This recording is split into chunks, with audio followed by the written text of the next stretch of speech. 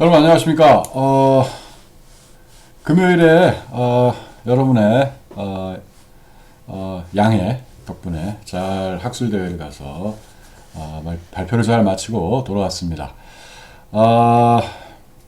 그래서 수업 시간에 말씀드린 대로 우리가 그 휴강한 수업에 대해서 동영상으로 이렇게 보강을 하도록 하겠습니다.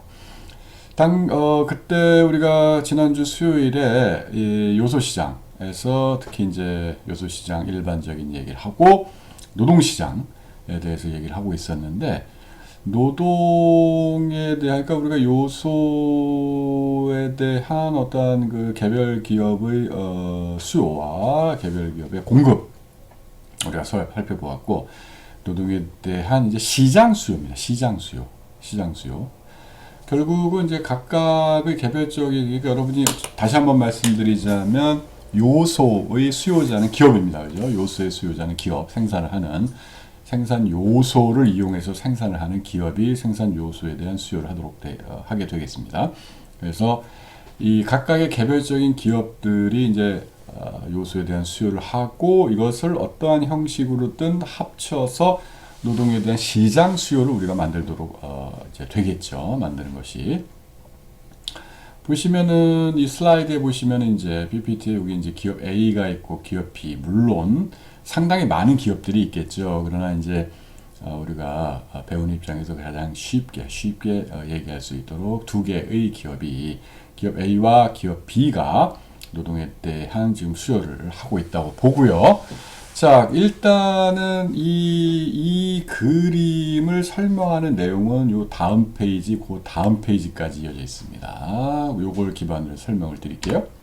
두 개의 기업 A와 B는 노동시장에서 노동을 고용하고 있다. 임금 W1에서 보시면은 앞에 페이지 다시 갈게요. 임금 W1에서 애초에 지금 요 밑에 있는 생산물 가격입니다, 여러분. 요소 가격이 아니에요. 요소 가격은 여기 있어요. 노동의 가격은 임금이 있습니다. 그래서 요 생산물 가격 P1일 때의 이게 MRP가 되겠습니다. 각 기업의 노동에 대한 수요죠. 그래서 W1일 때 기업 A는 100을 수요하고, W1일 때 기업 B는 150을 수요하여 전체 250. 그죠? 100단위, 150단위, 그래서 W1 하에서 두 기업의 노동에 대한 수를 다 합치면 250단위가 되겠습니다. 250단위. 그렇기 때문에 일단 W1에서 250단위, 요 점. 그 다음에 이게 만약에 시장에서 요소 가격이 W2로 오른다. 문제는 W2로 오를 때, 이거 잘 보세요. 요점과 요점에서의 노동 수요량을 합하면 안 된다는 얘기입니다. 여기서 포인트는 어떤 요인에 의해서 임금이 W1에서 W2로 상승을 하게 되면 이것이 생산물 시장에 영향을 미치고 다시 이것이 요소 시장에 영향을 미치는 그러한 형태가 되겠습니다. 요소의 수요에 대해서 살펴볼게요. 자, 네 번째 포인트입니다. 임금이 W2로 인상되면 이들이 고용한 노동량은 처음에 180 단위로 감소한다. 처음에란 표현이 중요해요, 여러분. 처음에. 끝난 게 아니에요. 끝난 게 아닙니다. 그러니까 지금 여기를 얘기하고 있는 거예요. 여기가 아니라는 겁니다. 그렇기 때문에 여기 숫자가 지금 숫자가 지금 표시가 안 돼 있어요, 여기 지금. 아시겠죠? 지금 안 돼 있습니다. 임금이 상승하면 비용 상승으로 이어지고, 비용 상승하면 공급 곡선, 생산물에서 공급 곡선이 움직입니다. 그때 여러분이 요거는 이제 한번 그림을 살펴보시면 그때 여러분 기억나시는지 모르겠는데, 우리가 요렇게 요거 지금 보드가, 조그만 보드가 제가 있어요. 이렇게 조그만 보드가 있거든요. 이게 좀 예전에 개인적으로 이제 구입을 하는데, 이게 너무 비싸서 좀 가장 저렴한 거라서 이제 예쁘지가 않아요. 글쎄, 죄송합니다. 요렇게 이제 S가 이렇게 있는데, 공급이 생산물 시장입니다. 생산물 시장, 요 P, 그죠? 생산물 시장입니다. 생산물 시장. 자, 요소, 생산 요소 가격이 상승하면 어떻게 된다? 동일한 가격에 대해서 공급이 감소한다. 그죠? 이렇게. 생산 요소의 가격이 상승하면 동일한 가격에 대해서 공급이 감소를 하게 된다. 공급량이 감소하게 된다. 아시겠죠? 그러니까 어떻게 됩니까? 만약에 이렇게 이러한 상황이었다면, 자, 여기가 원래 이거 지울까요? 헷갈릴 요소가 있으니까, 이거 다 지우고 일단, 자, 이동하는 거는 보여드렸고요. 그 다음에 그렇게 되면 어떻게 됩니까? 애초에 D와 S가 있어서 생산물 시장에서의 균형 가격이 P1이었는데, 여기, 자, S가 이렇게 이동을 하게 되면 새로운 균형점은 여기니까 P2로 가격이 상승합니다. 그죠? 여러분이 근데 노동의 요소, 여기서 이제 노동에 대한 수요가 MRP잖아요. MRP가 뭐라고 했습니까? 여러분이 우리가 아시지만은 MR 곱하기, 그죠? 그 다음에 그때 뭐라고 배웠냐면은 MRP가 가격이 상승하면 우측으로 이동하고 가격이 감소하면 좌측으로 이동한다고 배웠거든요. 한번 볼게요. 어디 있냐면 저 앞으로 갑니다. 앞으로 가면 여기, 그죠? MRP가 생산물 가격이 10이었는데 생산물 가격이 12로 상승하면 MRP가 1로 이동을 하고, 그죠? 생산물 가격이 8로 감소하면 1로 이동을 한다고 배웠어요. 그렇기 때문에 지금 P가 상승을 했단 말입니다. P가 상승을 하니까 어떻게 됩니까? 이렇게 옮겨갑니다. 이렇게 우측으로. 여기 보시면 P2로 좀 오른 생산물 가격이죠. 그러니까 요소 시장에서 W1에서 W2로 임금이 상승을 하게 되면 어떻게 된다? MRP가 우측으로 이동을 한다. 궁극적으로 W2일 때는 요점이 아니라 바로 요점. 여기 이동한 고점. 왜냐면 W2가 되면 P2가 되기 때문에, 그죠? 그래서 요점입니다. 요점. 여기 80, 여기 130. 그래서 210이 되는 요점. 그래서 결국은 요 두 점을 잇는 요것이 시장 수요 곡선이 되겠습니다. 아시겠죠? 그러니까 시장 수요 곡선은 일반적으로 MRP보다 더 기울기가 급격하다. 이거로 보실 수가 있는 거. 요거 조심하셔야 됩니다. 아시겠죠? 요거 조심하셔야 됩니다. 그래서 새로운 MRP 곡선, 그러니까 요소 가격이 올라가면 그러니까 생산 요소 가격이 올라가면 공급 곡선이 좌측으로 이동을 하게 되고 생산물 가격이 상승해서 MRP가 우측으로 이동해서, 그죠? 그렇게 돼서 그 경우에는 210이 되고, 그래서 요걸 이용해서 연결을 하면 애초에 250점과 그 다음에 210점, W1에서 250점과 W2에서 210점을 연결하면 더 급격한 시장 수요 곡선이 나타난다. 노동에 대한 시장 수요 곡선이 나타난다. 요거 명심하시고요. 그다음 이건 이제 시험의 단고손님입니다. 이 노동에 대한 수요 탄력성이란 개념은 이미 배웠기 때문에, 탄력성은, 그죠? 그래서 노동에 대한 수요 탄력성 혹은 노동 수요 탄력성은 노동 수요량의 백분율 변화를 노동 가격의 백분율 변화로 나누어 구할 수 있다. 이거 다시 보드에 한번 써보면은요. 보드에 써보면 이게 이제 탄력성은 이미 배웠지만 다시 한번 탄력성의 개념도 우리가 다시 한번 좀 리마인드를 하고 보시면은. 결국은 우리가 이제 이렇게 죄송합니다. 같이 쓸 수 있나요? 탄력성. 요거 탄력성 일라스티시티니까 보통 대문자 2로 쓰는 경우도 있지만 상당히 많은 교과서들은 그리스 알파벳에서 여기 엡사일론이거든요. 여기 이제 엡사일론이니까 엡사일론. 이제 2 E니까 이게 이제 그리스 알파벳의 소문자 E거든요. 그래서 요거를 갖고 이제 보통 쓰는데, 자, 노동에 대한 가격에 대한 그러니까 노동의 가격 탄력성, 임금 탄력성이죠. 그러니까 결국은 요건 뭐다? 퍼센트 체인지 뭐예요? 임금. 그다음에 퍼센트 체인지 뭡니까? 노동 수요량, 그죠? 노동 수요 이렇게 된단 말입니다.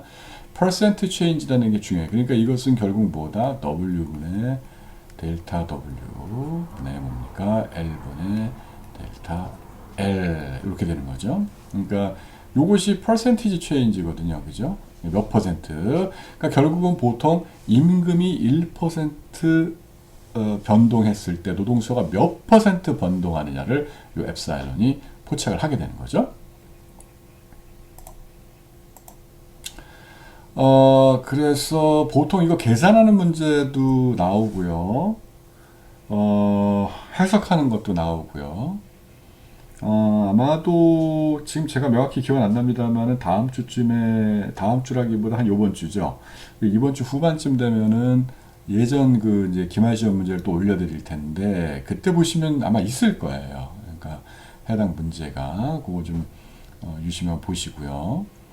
그 다음에 우리가 예전에 한번 여러분이 기억하실지 모르겠지만, 어떤 우리가 보통 생산물에 대해 재화나 서비스에 대한 어떤 수요 탄력성, 가격 탄력성이죠. 수요 탄력성의 수요의 가격 탄력성이죠. 영향을 미치는 세 가지 중요한 열정률을 한번 본 적이 있어요. 여기서 한번 보겠습니다. 그러니까 노동에 대한 수요 탄력성, 수요 탄력성에 영향을 미치는 세 가지 중요한 결정 요인은 다음과 같다. 노동을 이용해서 생산한 생산물에 대한 수요 탄력성. 여러분 이 요소에 대한 수요 자체는 생산물에 대한 수요로부터 파생되는 파생 수요라고 말씀드렸습니다. 파생 수요. 그러니까 생산물의 그 탄력성, 생산물에 대한 그 수요 탄력성이 탄력적이면 뭡니까? 노동이라는 요소에 대한 이 수요 탄력성도 탄력적으로 된다. 아시겠죠? 그리고 또 반대다. 그러니까 생산물에 대한 수요 탄력성이 높을수록 생산물을 생산하는 데 사용하는 노동에 대한 탄력성도 높아진다. 그다음에 생산물에 대한 수요 탄력성이 낮을수록 생산물을 생산하는 데 사용하는 노동에 대한 탄력성도 낮아진다. 파생 수요이기 때문에 같이 움직입니다. 그 다음에 총 비용에 대한 노동 비용의 비율, 만약에 이게 크면 클수록 뭐다? 탄력성이 높아진다는 거예요. 너무 크니까 가격이 되게 그러니까 그때 기억나시는지 모르겠어요. 재화나 어떤 서비스에 대한 수요 탄력성을 보면은 예산상에서 차지하는 비중이 크다. 그러면 어떻게 된다? 가격 변동에 대해서 굉장히 민감해지는 거죠. 이게 너무 크게 차지하니까 예산에서. 그래서 총 비용에 대한 노동 비용의 비율이 높을수록 노동에 대한 수요 탄력성도 높다. 굉장히 민감해지는 겁니다. 그리고 낮을수록 낮다. 아시겠죠? 그 다음에 요거 그때 재화나 생산물에 대한 수요 탄력성의 경우에는 우리가 대체재, 보완재를 통해서 봤거든요. 마찬가지입니다. 대체 요소. 그러니까 노동을 대체할 수 있는 대체 요소. 생산하는 과정에서 노동이라는 요소 말고 다른 걸로 우리가 대체해서 만약 사용할 수 있는 그런 대안이 많다. 대안이 많으면 어떻게 된다? 항상 탄력성이 높아집니다. 대안이. 그래? 나 너 아니어도 돼.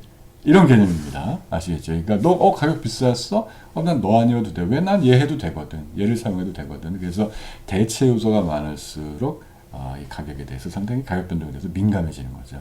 됐어? 안 사용해. 이렇게. 그래서 그게 뭡니까? 탄력성이 높은 거죠. 그죠? 민감하게 만든다는 게. 세 가지 요인, 어떤 때 이 노동에 대한 수요 탄력성이 높냐, 어떤 때 낮냐. 요거 이제 만약에 문제를 낸다면 참고진 문제로 낼 가능성이 상당히 높습니다. 아시겠죠? 그 다음에 노동의 시장 공급은 기억나시는지 모르겠지만 기업의 노동 공급은 MFC로 이렇게 누워 있었어요. 시장 공급은 일반적인 것과 유사하게 우상향하는 임금이 상승할 때 노동의 공급량은 상승하는 아시겠죠? 시장 공급, 그러니까 시장 수요, 지금 시장 공급. 근데 시장 수요 측면에서 탄력성 한번 본 겁니다. 아시겠죠? 그렇게 해서 마무리가 될 수 있는.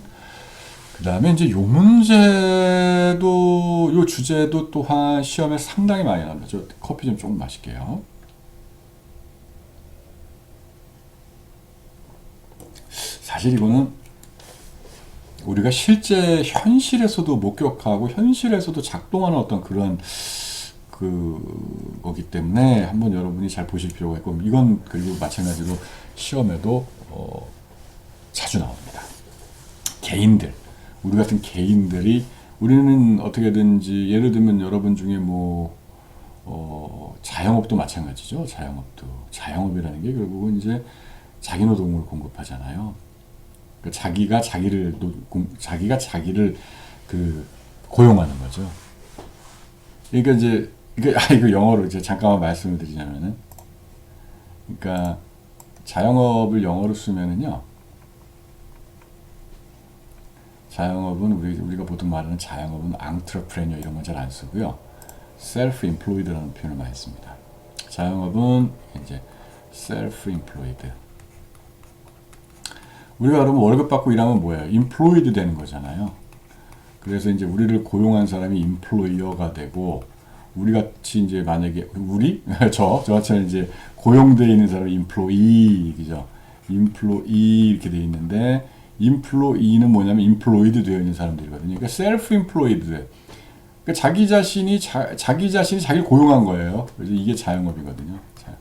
자기 자신이 자기 자신에게 고용된 거죠. 결국 자영업이거든요. 그래서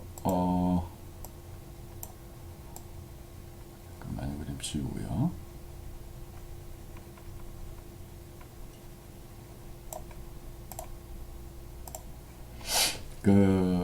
이제 우리가 다 노동을 그러니까 공급해야 된다면, 그러니까 자영업자도 마찬가지인 거죠. 그러니까 내가 나한테 고용되어 있는 상태이기 때문에 어떤 식으로든지 노동을 공급을 한단 말이에요.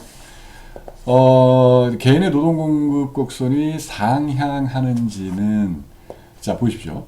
자, 시장 공급 곡선, 노동의 시장 공급 곡선 우상향하는데, 개인의 노동 공급 곡선이 이렇게 상향하느냐? 그거는 어떤 두 가지 효과에 달려있다, 이렇게 말씀을 드릴 수가 있습니다. 요 단어 잘 알아두세요. 대체 효과와 소득 효과. 대체 효과는 뭐냐면요, 이런 거예요. 사람은 크게 시간이 두 가지 중에 하나로 쓸 수 있다고 보는 거예요. 자, 내가 노동을 하느냐, 돈을 벌기 위해서, 혹은 레저, 여가 시간을 갖느냐. 그러니까 이제 보통 경제학에서 가정하기는 두 가지로 시간은 구분된다고 봅니다. 두 가지로. 그런데 대체 효과는 뭐냐면은, 자, 이 둘 중에 뭘 선택하냐의 문제입니다. 만약에 임금이 상승하잖아요. 시간당 임금이 예를 들어 10,000원에서 20,000원, 30,000원으로 이제 임금이 상승하면은 어때요? 이거를 내가 여가 시간을 갖는 것보다는 좀 일을 하는 게 좋단 말이에요. 그죠? 왜냐하면 금전적인 보상 자체가 예전보다 더 비싸지니까, 이 레저, 여가 시간을 갖는 거의 기회비용이 계속 상승하는 거예요. 그죠?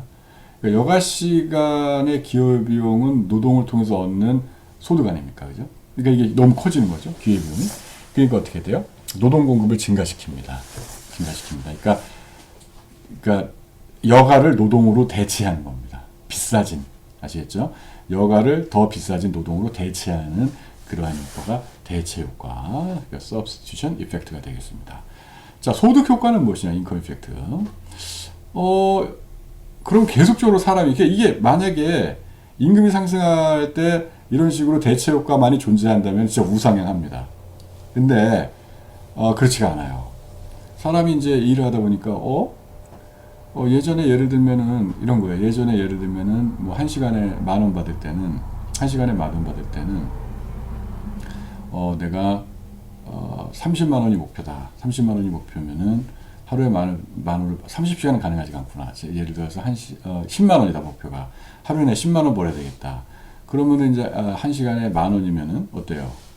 내가 10만 원이 목표 10시간 일해야 되잖아요. 근데 시간 단위가 3만 원이 됐어요. 그거 어때요 지금? 한 3시간은, 그죠? 3시간 조금 넘게 일하면 되잖아요. 그러면은 내가 만약에 목표가 진짜 예를 들면은 10만 원이다. 그러면은 레저를 갖다가 1시간, 2시간, 3시간, 4시간 다 이렇게 하지만은 예를 들어 지금은 이제 예전 훨씬 적게 일하고도 동일한 속도로 올린단 말이에요. 그러니까 3만 원을 올랐을 때도 1시간, 2시간, 3시간, 4시간 일하다가 이제는 좀 덜 벌어도 될 것 같은데 하는 그런 상황이 온다는 겁니다. 아시겠죠? 그러니까 내가 옛날에 1시간이었을 때는 그래서 계속 내가 10시간 일해서 10만 원 벌었는데 내가 지금 4시간이니까 벌써 12만 원이네. 근데 좀 더 벌어볼까? 5시간 15만 원. 이제는 좀 덜 벌어도 될 것 같은데 이런 생각이 든다는 거죠. 그래서 여기 나오는 것처럼 이전보다 적은 시간으로 동일한 소득을 올릴 수 있으니까 여가 자체도 정상제란 말입니다. 여가 자체도 여가가. 그래서 여가가 정상제인 경우 개인은 이제는 여가를 찾게 된다는 거죠. 일정 정도의 시간당 임금을 벗어나서 더 올라가기 시작하면 오히려 여가를 찾는단 말입니다. 그렇게 되면 노동 공급이 감소합니다. 이걸 그림으로 그려볼게요. 그림이 좀 없습니다. 여기 그림으로 그려볼게요. 많이 나오는 그림입니다.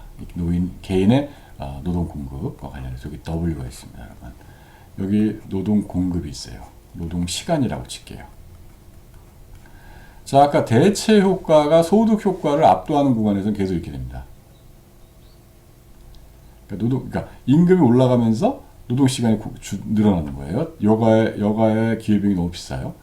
이렇게 가다가 이제는 좀 쉬어야 되겠는데. 이제 너무 시간이 많은데 좀 난 놀아야 되겠어 이제. 이렇게 된다는 겁니다. 감소시켜 나갑니다. 아시겠죠? 여기 이거는 사람마다 다른 거예요. 어떤 W 스타를 기점으로 해서 여기에 도달할 때까지 노동 공급을 계속 늘려나가다가 이걸 넘어서게 되면 이제 충분히 벌어 난. 그러니까 예전보다 덜 일해도 돼. 여가를 좀 갖는 게 좋아. 이렇게 된다는 거예요.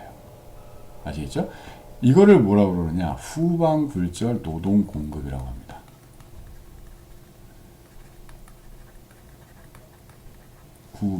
후방으로 굴절되죠. 이렇게 후방으로 굴절됩니다. 이렇게 후방 굴절 노동 공급 후방으로 굴절됩니다. 그래서 이걸 backward bending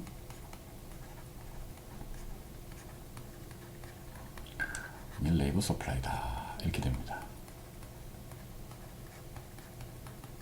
아시겠죠? backward bending 후방으로 이렇게 굴절이 되어 있다는 꺾여져 있는 거예요. 굴절이 되어 있는 거.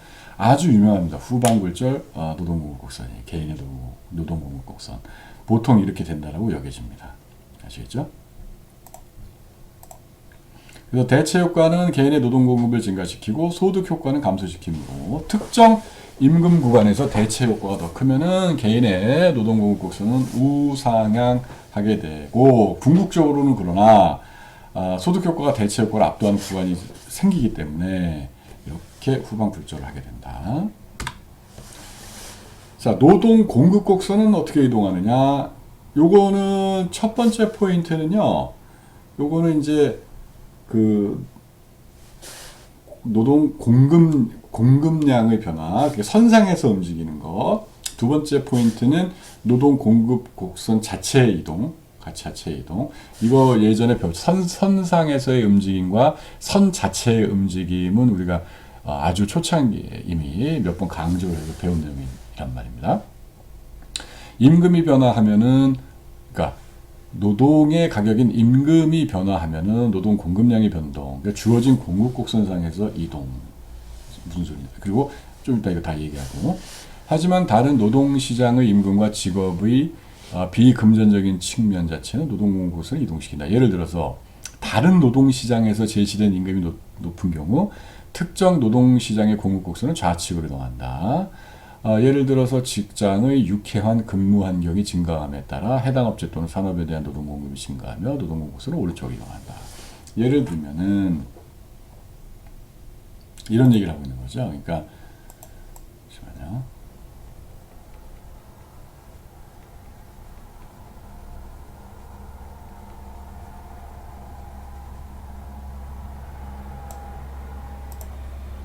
이런 얘기를 하는 거죠.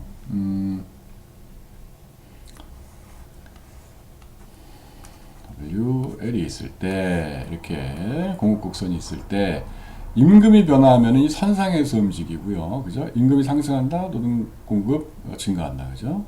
선상에서 움직이는 거고, 예를 들어서 여기 A라는 노동시장이 있고 저기 B라는 노동시장이 있다고 쳤을 때 B의 노동시장에 임금이 올라가면 어떻게 된다? 사람들이 일로 빠져나가잖아요. 그럼 어떻게 돼요? 이렇게 감소한다는 얘기죠.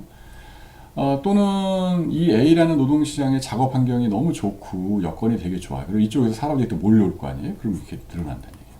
그러니까 공급 곡선 자체가 이동하는 거는 바로 그런 요인들에 의해서 움직인다는 거, 그런 얘기고요.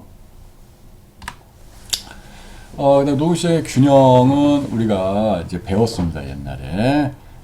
그래서 하여튼 노동의 시장 수요 곡선과 시장 공급 곡선이 만나는 데에서 균형 임금과 균형 고용량이 창출이 되고, 예를 들어서 그때 이거 언제 봤냐면 이렇게 최저임금을 설정을 하면은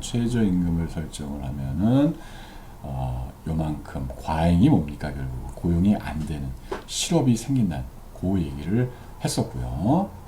그때 요거 그림 봤습니다. 균형은 뭐 마찬가지로 다른 시장에서의 균형처럼 수요와 공급이 일치하는 곳에서 일어난다는 거. 자, 근데 우리가 보시면은 임금이라는 게 굉장히 상이하잖아요. 그죠? 상이하잖아요. 어떤 경우에 그렇다면 임금은 동일한가? 이 네 가지 조건. 이 중 하나도 지켜지기 힘듭니다. 이 네 가지 조건이 지켜지면은 모든 노동시장에서의 임금은 같다. 자, 어떤 거? 첫 번째, 모든 형태의 노동에 대한 수요가 동일하다. 그럴 수 없죠.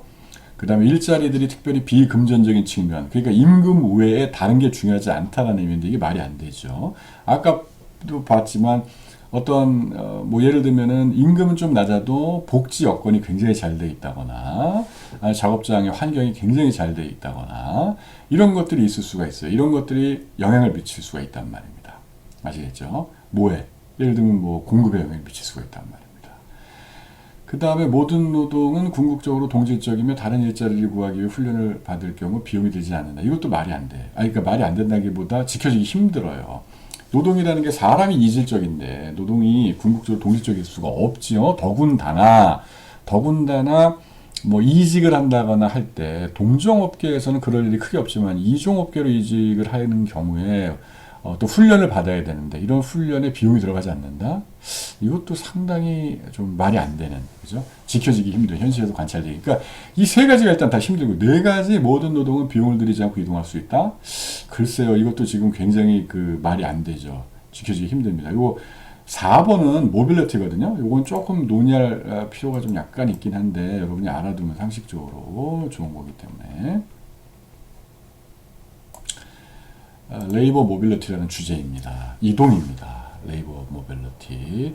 사실 지금 이 네 가지 주제, 네 가지 이슈들이 다 중요한데, 일단 요즘에 이런 것들을 많이 다루는 주되게 다루는 노동경제학의 굉장히 중요한 이슈 중에 하나는 4번입니다. 레이버 모빌리티 문제가 있기 때문에 그 얘기 잠깐만 하고 넘어갈게요. 그러니까 레이버 모빌리티. 노동의 이동성입니다. 여러분 이제 이 노동 이동성은 크게 두 가지로 볼 수가 있는데, 그러니까 internal mobility와 external mobility가 있습니다. 뭐 이렇게 얘기할까요? 아니면 뭐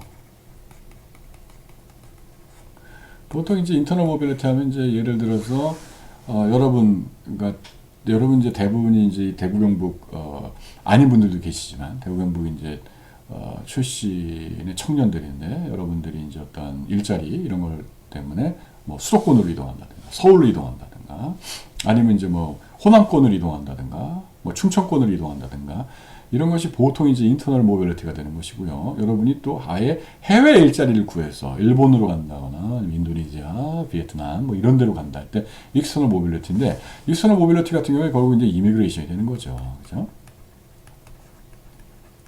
꼭 이제 국적을 바꿔서 이민 간다 이런 건 아니고요. 그러니까 노동의 이동성 자체도 이미그레이션이라고 보통 얘기를 하거든요.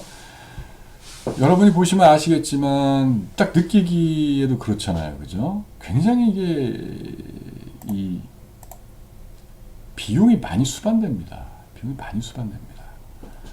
이거는 그러니까 이게 지금 우리가 지금 실질적으로 그 현대 이, 이 현재 이 노동 시장이 예를 들어서 우리가 지금 보통 이제 이 글로벌라이제이션이라는 이슈가 글로벌라이제이션이라는 이슈가 뭐 세계화, 뭐 글로벌화 보통 이제 이 자본과 노동의 이동을 얘기하는데 그죠? 이거는 굉장히 이제는 뭐 아까 아까가 아니구나. 이 어떤 자본 자유화나 이런 거를 통해서 알 수 있듯이 자본은 쉽게 국경을 넘나듭니다. 그러나 이동은 그렇지가 않아요. 굉장히 힘듭니다. 일단은 법적으로 장벽도 많고요. 그 다음에 이동하려는 사람 입장에서도 여러분이 지금 이 대구 경북에서 예를 들어서 나고 자라서 대학도 여기서 졸업하고 근데 이제 뭐 수도권에 뭐 예를 들어 서울에 직장학부에서 간다. 뭐 지금 우리 저기 경제금융학부에도 그런 이제 졸업생들이 많습니다. 서울 간다. 일단 주거비가 너무 비싸요. 비용이 엄청 많이 듭니다. 그 다음에 외로워요. 그러니까 정신적인 그 다음에 물질적인 비용들 자체가 수반되는 게 이 자본의 이동이 굉장히 큽니다. 그래서 이거 자체 이렇게 쉬운 문제 아니다. 쉬운 문제 아니다. 그게 결국은 네 가지. 그러니까 모든 사람들이 동일한 어떤 임금을 받기 위한 이 조건들 중에 하나도 충족되는 게 없습니다. 충족되는 게. 근데 만약에 저 네 가지 조건이 충족이 된다? 그렇다면 쉽게 이 노동시장 A와 노동시장 B가 예를 들면 노동시장 A의 임금은 현재 30이었고 노동시장 B의 임금은 예를 들어서 지금 10이었다. 그렇게 되면 여기 30이니까 어떻게 됩니까? 여기 많이 주네. 옮긴단 말이에요. 아무런 비용 없이, 아무런 훈련 비용 없이, 아무런 문제 없이 옮겨요. 그러면 이게 궁극적으로 20으로 이렇게 S가 이동을 하면서 떨어지게 되고 이쪽은 사람들이 떠나갑니다. 뭐 이쪽으로 떠나갔겠죠? 그럼 어떻게 된다? S가 이쪽으로 이동을 하죠? 그리고 궁극적으로 이제 올라가요. 그렇기 때문에 궁극적으로는 이게 지금 시장이 두 개 있지만 세 개, 네 개, 다섯 굉장히 많겠죠. 노동시장이 이런 여러 가지 조정 메커니즘을 거쳐서 임금이 동일하게 된다. 앞에 네 가지 조건이 동일하다면 근데 말이 안 된다. 일단 수요 측면에서 보면 이 생산물 시장의 공급 및 수요 조건이 상이하기 때문에 노동시장에서 노동에 대한 수요도 역시 상이하다. MR 측면. 그 다음에 개별 근로자 간의 능력 및 기술, 일자리에 대해서 쏟는 노력의 정도, 가용할 수 있는 다른 생산 요소에 있어서 차이가 존재한다. MPP 측면. 그러니까 수요 측면에서도 상이하다. 공급 측면에서도 상이하다. 일자리들은 일단 서로 상이한 비금전적인 측면을 가지고 아까 말씀드렸다시피 그 다음에 개인이 어떤 일자리에서 일할 수 있는 능력을 갖고 있더라도 훈련 비용이 너무 높을 수가 있다. 아까 말씀드렸습니다. 그죠? 그 다음에 이것도 말씀드렸죠. 노동시장의 이동에 여러 가지 금전적, 비금전적, 특히 정신적 장애, 비용이 존재한다는 거. 그래서 임금은 보통 상이하다. 자, 그래서 이거를 갖다가 정리하면 이름은 이제 타이틀을 한계 생산성 이론이라고 붙였는데 결국은 이제 모든 요소 시장에서의 수요 공급 모든 것들이 다 한계 개념이었기 때문에 한계 생산성 이론. 자, 1번 어떤 기업이 요소 가격 수능자이고 저번에 강조했어요. 굉장히 중요한 조건이다. 이렇게 MFC가 누워 있다. 한계 비용이 일정하며 요소 가격과 동일한 경우 MFC가 요소 가격이 되고 그다음에 균형 요소 시장에서의 가격에서 MFC가 누워 있다고 말씀드렸습니다. 그다음에 기업은 결국은 수요인 MRP와 공급인 MFC에서 요소량을 고용을 한다. 그리고 앞에 두 조건 하에서 요소 가격 수능자는 노동자에게 한계 수입 생산물과 동일한 임금을 지급한다. 그래서 MFC가 W고 MRP가 MFC니까 결국은 MRP는 W이다.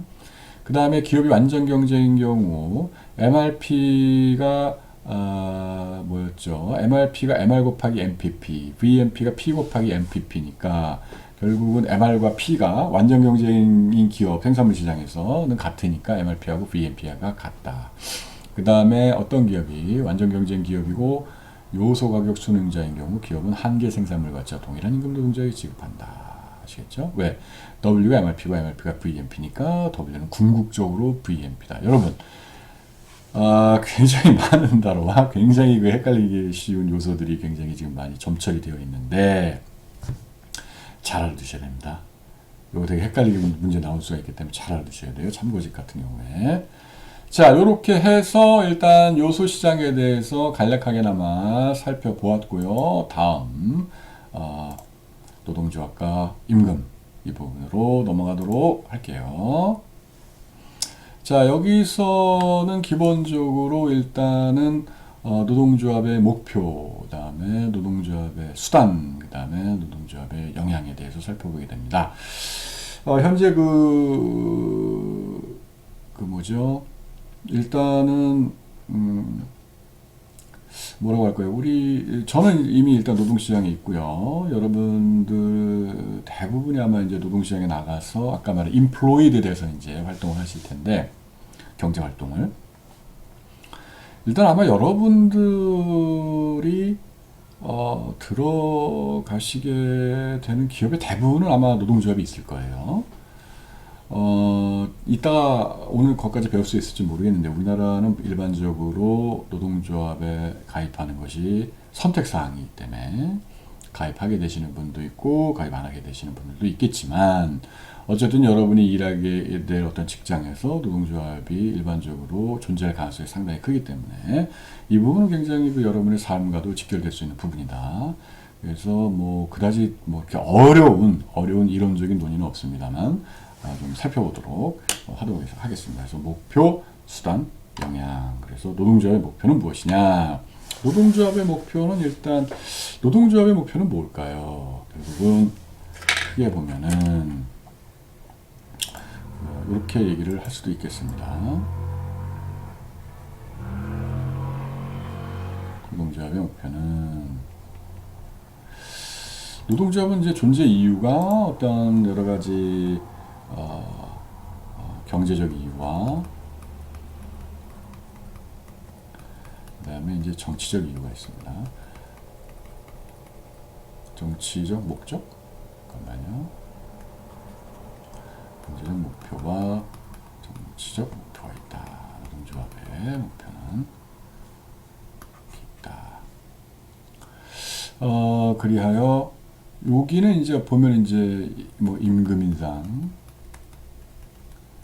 그 다음에 이제 고용 유지, 그 다음에 이제 근로 조건 이런 것들이 이제 목표가 되겠고 여기는 이제 어떤 사회적인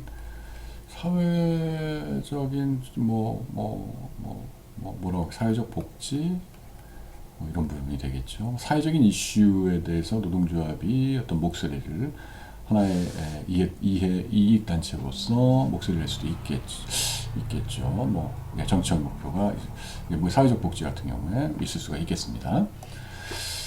그 다음에 이제 근데 우리가 경제적 목표, 그러니까 이제 임금과 고용량이라는 어떤 두 가지 스펙트럼으로 한번 볼게요. 이게 이제 예를 들어서 이제 수요다. 그랬을 때 이 세 가지 점이 어떤 그 노동조합의 목표를 경제적인 목표를 한번 어떻게 보면 좀 함축적으로 보여드린다고 할 수 있을까요? 그럴 수 있지 않겠느냐. 예를 들어서 요거에 관련된 내용이 이렇게 다음 페이지와 다다음 페이지에 있습니다. 볼게요. 일단은 노동조합의 목표가 모든 조합원, 그러니까 조합에 속해 있는 모든 조합원의 전체적인 고용이다. 만약에 목표다.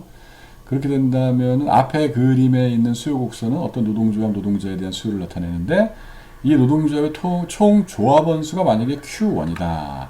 이만큼이 있다. 그러면은 모든 어떤 조합원의 고용이 목표라고 한다면 W1이라는 임금을 받아들이면서 Q1의 고용을 갖다가 달성을 하고자 하는 것이 이 노조의 목표가 되겠습니다. 그래서 이 노동조합의 목적이 모든 조합원의 고용을 달성하는 것이라면 시장에서의 임금은 W1, 그 임금 하에서 Q1을 고용하는 것을 목적으로 하겠습니다.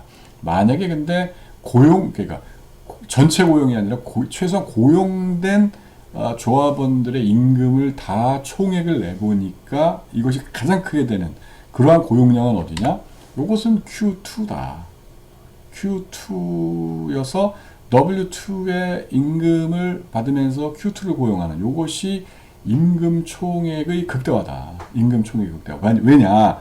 여러분이 기억을 하시는지 모르겠는데 요 직선의 수요곡선이 주어져 있을 때 요 가장 저의 중간 지점이 뭐다? 중간 지점 탄력성이 1이다. 단위 탄력성이다. 그리고 단위 탄력성에서가 그때는 생산물 시장에서였지만 그때는 뭐다? 이 수입의 극대화인데 여기서는 그러니까 결국 임금의 극대화가 이루어지는 거죠. 임금의 극대화. 그러니까 요 면적이 어디에서 고용이 이루어지더라도 이 면적이 사실은 가장 크다.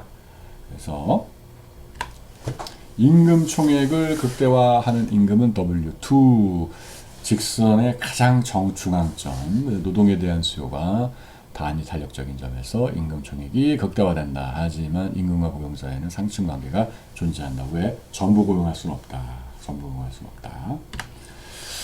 그 다음에 이제 일부 노동조합원 소득의 극대화. 요거는 조금 많은 사람들이 좀 납득하기 힘든 일부 경제학자들의 그러니까 좀 받아들이기 어려운 있을 수가 있습니다. 이런 상황이. 근데 일부 경제학자들에 따르면 노동조합은 모든 조합원의 고용 달성을 원하지도 않고 임금 총액이 극대화도 하지 않는다. 대신에 일부 노동조합원, 아마도 노동조합의 가장 영향력이 크거나 선임자인 조합원의 소득을 극대화하는 것을 목표로 할 수도 있다. 이 집단이 Q3인 경우 낮은 고용을 대가로 W3을 추구할 수 있다. 그죠? 그냥 일단 그러니까 굉장히 나쁜 케이스라고 할 수 있을까요? 그러니까 노동조합의 상층부 그러니까 상층부와 일부만이 고용이 되면서 굉장히 고임금을 노리겠다. 요것이 만약에 노동조합의 목표라면은 고용을 상당히 희생해가면서 고용된 사람들만의 어떤 임금을 굉장히 높게 하는 이러한 형태도 목표로서 제시가 될 수도 있겠고, 조금 좀 얘기를 넓혀서 해보자면, 그러니까 이거는 이제 여러 가지 현실적인 상황, 현실적으로 존재하는 양상이 보이지만 이 부분은 제가 말을 좀 아끼고요. 그래서 이렇게 이론적으로 목표가 임금과 고용이라는 걸 봤을 때 이런 식의 목표들이 아마도 설정될 수도 있지 않겠느냐 하는 그러한 얘기를 좀 해보겠습니다. 그 다음에 임금 고용 여기까지 해서 일단 노동조합의 목표 원론적인 얘기까지 해서 이번 동영상을 마치고 그 다음에 이어서 우리가 시험을 만나서 얘기를 하도록 하겠습니다. 네, 감사합니다, 여러분.